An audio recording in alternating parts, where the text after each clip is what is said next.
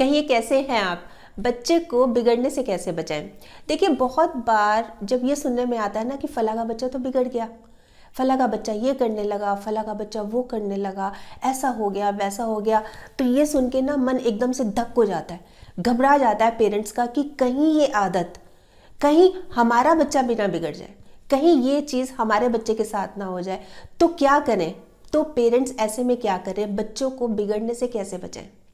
देखिए, वैसे देखा जाए तो इसके बहुत सारे पॉइंट्स हैं। मैंने कुछ पॉइंट्स या मैंने 9 पॉइंट्स शॉर्ट लिस्ट किए हैं पेरेंट्स के लिए। तो वो क्या है 9 बातें, तो मैं आपको एक एक करके बताती हूँ। सबसे पहले और सबसे ज़्यादा ज़रूरी है, घर का माहौल एकदम शांत रखें, एकदम कूल शांत, कोई लड़ाई झगड़ा नहीं, कोई गाली गलौज नहीं, कोई चिल्पो नहीं, कोई बदतमीजी से बात कर रहा है, कुछ भी नहीं। एकदम अच्छा हंसता खेलता माहौल हो, सब खुश रहते हो, बच्चे से भी आराम से बात करते हो, बड़े आपस में भी एक दूसरे से आराम से बात करते हो, कोई भाग दौड़, कोई जल्दबाजी, कुछ भी ना हो। इन चीज़ों का बहुत ज़रूरी है, क्योंकि ये चीज़ें ऐसी होती है। घर का माहौल ख़राब देखेंगे ना, घर का माहौल देखेंगे, पापा मम्मी को गुस्सा कर रहे हैं, लड़ाई झगड़ा हो रहा है, ये हो रहा है वो हो रहा है, मम्मी अपनी मतलब सास से, मदर जो है अपनी सास से चिढ़ रही है, लड़ाई झगड़ा हो रहा है, इस तरह की जो बच्चे के अंदर नेगेटिविटी बैठती जाती है ना, तो वो कहीं ना कहीं आगे चल के ना वो इस तरह की शेप ले लेती है कि वो बच्चा बिगड़ ही जाता है। इसलिए घर का माहौल बहुत ज़रूरी है, शांत रखना। फिर इसमें दूसरी बात आती है कि बच्चे को कोई ना कोई रिस्पॉन्सिबिलिटी देनी चाहिए, घर का काम कराना चाहिए, कोई ना कोई छोटा मोटा। ऐसा नहीं है कि ये करो वो करो, उनके ऊपर डंडा रखना, डंडा नहीं, उनकी एज के हिसाब से, उनकी उम्र जितनी है भाई, चलो आप अपनी आज टेबल साफ़ करोगे, मतलब एक रिस्पॉन्सिबिलिटी है कि ना आपने अपना टेबल साफ़ करनी, स्टडी टेबल है उसको साफ़ करना है। या आपने अपना स्कूल बैग, जब आप स्कूल से आते हो तो स्कूल बैग अपनी टेबल पर रखना है, या बेड पे नहीं बिखेरना, या यूनिफॉर्म को एक तरफ रखना है। बच्चे की एज के हिसाब से उसको रिस्पॉन्सिबिलिटी देनी है। अलग अलग तरीके से बच्चों को जिम्मेदारी सौंप सकते हैं। जैसे कि मान लीजिए एक गृहिणी है, हाउस वाइफ है, वो घर का काम कर रही है, वो चलो डिनर ही बना रही है, तो वो बच्चे को बोल सकती है कि आप प्लीज़ थोड़ी सी मेरी हेल्प कर दो। या एक प्लांट लगाया हुआ है तो बच्चे की ड्यूटी लगा दी कि आपने हर रोज़ इसमें पानी डालना है। अलग अलग चीज़ें हैं, पर बच्चों को घर के कामों में इन्वॉल्व करना बहुत ज़रूरी होता है। इससे देखिए क्या फ़र्क पड़ता है। एक तो बच्चे में अपनापन आता है, प्यार की फीलिंग आती है, देखो मेरा घर है, मैं कर रहा हूँ। एक बच्चे में कॉन्फिडेंस भी आता है। जब अपनापन आएगा, कॉन्फिडेंस आएगा, तो बहुत फ़र्क पड़ता है। बच्चे का ना मोरल जो होता है ना कि एक बूस्ट हो जाता है, उसको उसको अच्छी फीलिंग आने लगती है। अच्छी फीलिंग आने लगती है तो फिर थोड़े से दूसरी तरफ नेगेटिव साइड पे जाने के चांसेस कम हो जाते हैं, क्योंकि हम बच्चे को इन्वॉल्व नहीं करेंगे। हमने बच्चे को कहा कि काम करा दो, वो नहीं करा रहा, अपने कमरे में बंद है, बैठा है, कोई उसको इन्वॉल्वमेंट नहीं है, कोई लेना नहीं है, देना नहीं है, उससे ज़्यादा चांसेस होते हैं बिगड़ने के। फिर इसमें तीसरा पॉइंट आता है कि बच्चे को डिसिप्लिन में रहने की आदत डालनी चाहिए। डिसिप्लिन में रहे कि हमारा ये टाइम टेबल है, हमने इसके अकॉर्डिंग चलना है, हमने ये करना है, हमने वो नहीं करना। जैसे कि मान लीजिए कि ये रूल बना हुआ है घर का कि 9 बजे हम बेड पे चले जाएंगे और लाइट ऑफ हो जाएंगी, कोई टीवी नहीं, कोई मोबाइल नहीं। तो इसका मतलब कोई टीवी नहीं, कोई मोबाइल नहीं, लाइट बंद। घर के अपने रूल्स होंगे और रूल्स के हिसाब से चलेंगे ना, तो भी बहुत फ़र्क पड़ता है। हमारे रूल्स ही नहीं होंगे, बच्चा 10 बजे सो रहा है, 11 बजे सो रहा है, हमें पता ही नहीं है, अच्छा फिर सुबह उठने में देर कर रहा है, फिर सुबह स्कूल के लिए नहीं उठ रहा, उठाए जा रहे हैं। इसलिए अगर रूल्स बने होंगे तो बच्चा उनके हिसाब से चलेगा, रात को जल्दी सोएगा तो सुबह भी जल्दी उठेगा। तो ये देखिए, होती तो बहुत छोटी छोटी सी चीज़ें, और होती ऐसी चीज़ें जो कि हमें पता भी होती हैं, बस प्रॉब्लम कहाँ आती है कि हम उनको अप्लाई नहीं करते, हम उनको अपनी डेली लाइफ में उतारते नहीं है। सुनते सब है, पता सब होता है, पर अप्लाई नहीं करते, जबकि इनको अप्लाई भी करना चाहिए। फिर बात आती है इसमें 4th पॉइंट कि अपनी लिमिट सेट कर लेनी चाहिए। नो मीन्स नो, ना का मतलब ना है। जैसे एक तो हो गया डिसिप्लिन में रखा।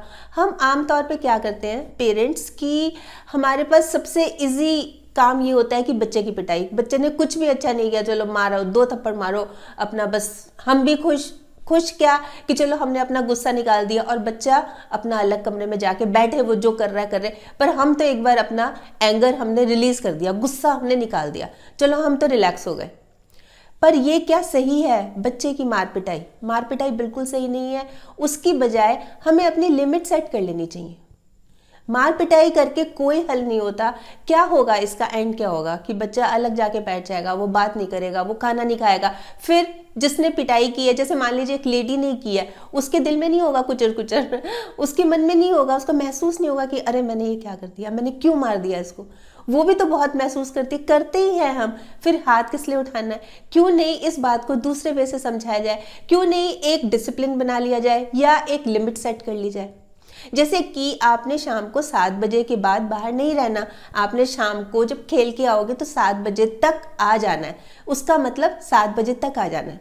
देखिए बच्चे जो होते हैं ना बहुत डिमांडिंग होते हैं, वो ना किसी तरीके से अपनी बात मनवा लेते हैं। जैसे कि मान लो घर पे चॉकलेट का डब्बा आया हुआ है, तो जैसे एक छोटी सी लड़की है, वो बोलेगी मम्मा आई लव यू, आप तो कितने प्यारे हो, कितने अच्छे हो, क्या मैं एक चॉकलेट ले लूं? अब ऐसे में मदर के पास कोई विकल्प नहीं रह जाता। एक तो उसकी प्रेज हो गई, आप कितने अच्छे हो, कितने प्यारे हो, क्या मैं एक चॉकलेट ले लूं? अब इसमें क्या करना है, बच्चा चाहे उदास हो, चाहे नाराज हो, चाहे गुस्सा हो जाए, बच्चे को समझाइए कि ज़्यादा चीज़ खाना नुकसानदायक है। आप रख लो अपने पास, कल खाना पर आज नहीं। नहीं मतलब नहीं, नो मीन्स नो, इस चीज़ को अप्लाई करना चाहिए। समझाइए बच्चे को, पर देखिए हाथ उठाना बिल्कुल गलत है, समझाना बहुत अच्छा है। आराम से उसके रीजंस बताइए, या फिर बच्चे को बताइए कि ना आप मुझे कन्विंस कर दो, आप मुझे बताओ कि जो तीसरी चौथी बार आप चॉकलेट खा रहे हो ये आपकी सेहत के लिए कैसे अच्छी है। अगर अच्छी है, आपने मुझे कन्विंस कर दिया तो आप खा लो, आप और भी खा लो, उसमें क्या दिक्कत है। तो इस तरह से एक लिमिट सेट करके ना फिर हम एक बहुत अच्छी लाइफ जी सकते हैं। इससे क्या होता है कि बच्चे भी बिगड़ने से कहीं ना कहीं बच जाते हैं, क्योंकि उनको पता है। और ये चीज़ बचपन से ही होगी ना, जैसे बच्चे छोटे होते हैं, छोटेपन से ही हम ये चीज़ शुरू कर देंगे तो बहुत फर्क पड़ता है। बड़े होके भी बेशक हम कर सकते हैं, जब हमें पता ही नहीं था कि हम किस तरह से रोके बच्चे को, वो अलग चीज़ है। बाकी छोटेपन से ही हम अगर डिसिप्लिन में रखना शुरू कर देंगे, अपनी लिमिट सेट करना शुरू कर देंगे, बच्चे से घर के काम करवाएंगे, कोई ना कोई उनको रिस्पॉन्सिबिलिटी सौंपेंगे, घर का माहौल अच्छा रखेंगे तो बहुत फ़र्क पड़ता है। फिर इसमें अगला पॉइंट आता है, बच्चों को मैनर्स सिखाएं। ये है 5वां पॉइंट। मैनर्स कैसे कि सॉरी, थैंक यू, प्लीज़, इस तरह के जब हम वर्ड्स यूज़ करते हैं ना तो मन में ना एक सॉफ्टनेस सी आ जाती है। जैसे होता है ना एक अच्छेपन का, जैसे एक थोड़ा सा होता है ना कि चल मेरा ये काम कर दे, मुझे नहीं पता, एक अक्कड़ सी होती है बात में, एक तेज तर्रारी होती है, एक गुस्सापन होता है ना बात में कि ये कर दो वो कर दो और प्लीज़ मेरा ये काम कर दो। तो अपने आप सॉफ्टनेस सी आ जाती है, पोलाइटनेस सी आ जाती है, ऑटोमेटिकली आ जाती है। तो बहुत ज़रूरी है बच्चे को मैनर सिखाना, इस तरह के वर्ड्स फ्रीक्वेंटली बोलते रहना, excuse me, sorry, please, thank you. तो इससे क्या है कि ऑटोमेटिकली बच्चा हम्बल होता जाता है। यही तो हमें चाहिए, नहीं तो तू तड़ाक करके बात करेगा, जोर जबरदस्ती करेगा, तू कर तो कितना फर्क पड़ जाएगा इस बात से। इसलिए कोशिश ये करनी चाहिए कि बच्चे को अच्छे मैनर सिखाएं। फिर इसमें 6वां पॉइंट आता है कि बच्चे को दयालु बनाना। जेनरस होता है ना, बिल्कुल दयालु दिल वैसे बनाना। जैसे मान लीजिए कि बच्चे का बर्थडे है तो स्कूल में तो वो टॉफीज बांटता ही है, स्कूल में टॉफ़ी चॉकलेट बांटता है, तो उसको बोलिए कि हम अनाथ आश्रम चलेंगे, वहाँ पे बांटना। तो वहाँ पे जब वो नीडी ज़रूरतमंद बच्चों को देगा ना तो एक अलग ही तरह की खुशी मिलती है। ये चीज़ होती ही है। जैसे मान लीजिए कि बच्चे को एक ड्रेस चाहिए, नई ड्रेस, तो उसको बोलिए कि पहले ये वाली जो आपकी पहले वाली ड्रेस है ये नहीं पहननी तो ये किसी को दो, जो आपके घर में कोई काम करने वाला आता है, या किसी कोई ज़रूरतमंद है उसको वो कपड़ा चाहिए तो उसको दो। जैसे आपको कोई टॉय चाहिए तो पहले ऐसा ही एक टॉय रखा है, पहले इसको किसी को दो, बताओ किसको दोगे। तो ये चीज़ें जब वो देगा ना तो पहली बात तो एक बार तो उसके मन में आएगा कि मेरा तो ये टॉय है, मैं नहीं देता तो मैं नया नहीं लेता, एक बार तो ये भी आ सकता है। फिर दूसरी बात कि चलो हाँ हम उसको देते हैं। तो ये चीज़ उसको अच्छा इंसान बनाती है। जब अच्छा इंसान बनाएगी तो वो बिगड़ेगा कैसे। हम ये चीज़ें बच्चे को सुधारने के लिए कर रहे हैं, ये बहुत ज़रूरी होता है। जैसे पहले पॉइंट में बताया था कि बच्चे को अच्छे मैनर्स दें, फिर उसको जेनरस बनाएं। इसके साथ साथ फिर अगला पॉइंट आता है, बच्चा कोई अच्छा काम करे तो उसको एनकरेज करना है। एनकरेज उसकी पीठ थपथपा के, उसको शाबाशी दे के वाह बहुत अच्छे, कमाल कर दी, उसको और मोटिवेट करके। कई बार पेरेंट्स क्या करते हैं कि बस वो इसी फिराक में रहते हैं कि चलो इसको पैसे दे दो, चलो इसको कोई बाहर ले जाओ, गिफ्ट दे दो। वो चीज़ भी अच्छी है, उसमें कोई बुराई नहीं है, पर सबसे ज़्यादा इम्पॉर्टेंट है उसकी पीठ थपथपाना, उसको और ज़्यादा एनकरेज करना, और ज़्यादा उसको मोटिवेट करना उस काम के लिए कि आपने बहुत अच्छा किया। गिफ्ट से भी एक तरह की एनकरेजमेंट ही मिलती है, ये बात नहीं है कि गिफ्ट देंगे तो एनकरेजमेंट नहीं मिलेगी, पर बहुत जल्दी इस बात की करना कि हाँ, या ये लालच देना कि आप ये काम कर दोगे तो आपको ये गिफ्ट मिलेगा। बच्चे को उसकी वैल्यू समझानी है, और वैल्यू उसको समझ आ गई ना जिस दिन, उस दिन फिर वो खुद ब खुद ही अच्छा काम करने लगेगा।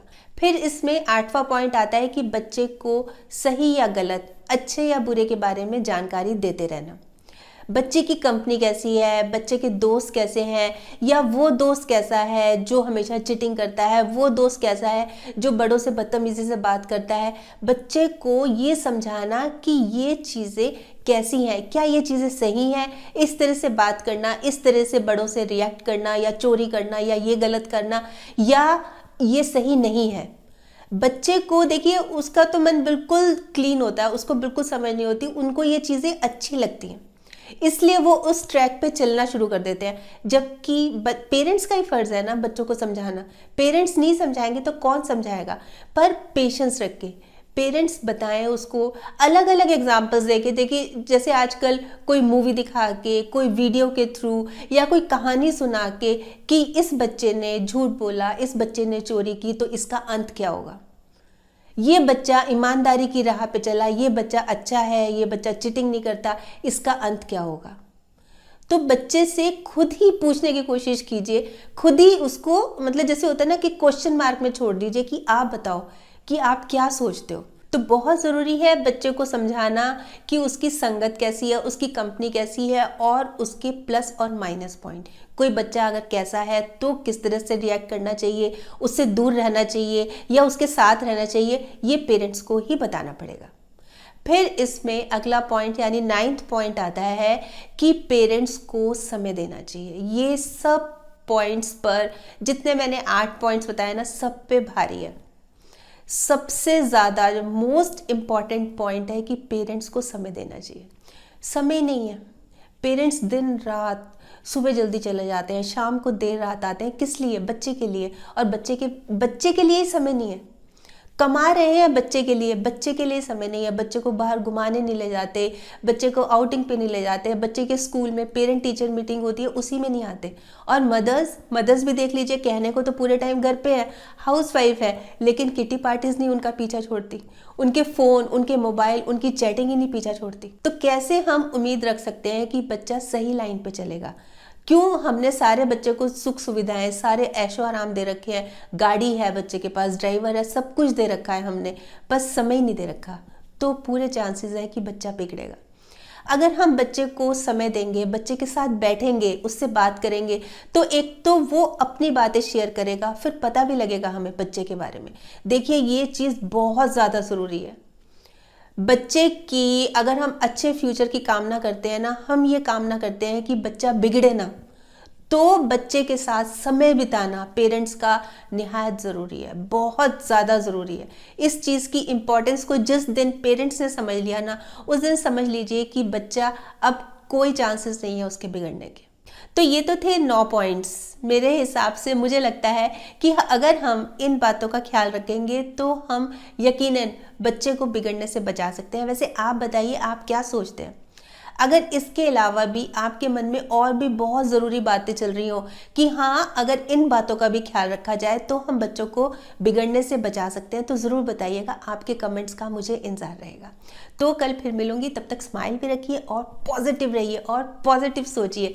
और हाँ, अगर आपने मेरा ये यूट्यूब वाला चैनल सब्सक्राइब कर लिया तो आपका बहुत बहुत और बहुत सारा धन्यवाद। नहीं किया तो प्लीज़ कर लीजिएगा, और सब्सक्राइब करने के साथ साथ ना इसमें एक जो बेल का बटन है ये भी दबा दीजिएगा, ताकि जब भी जैसे ही मैं कोई वीडियो अपलोड करती हूँ आपके पास नोटिफिकेशन या मैसेज आ जाए। और अगर आपको ये वीडियो अच्छा लगा, आपको लग रहा है किसी और पेरेंट्स के भी काम आ सकता है, तो प्लीज़ आप इसको शेयर भी कर लीजिएगा। ठीक, बाय।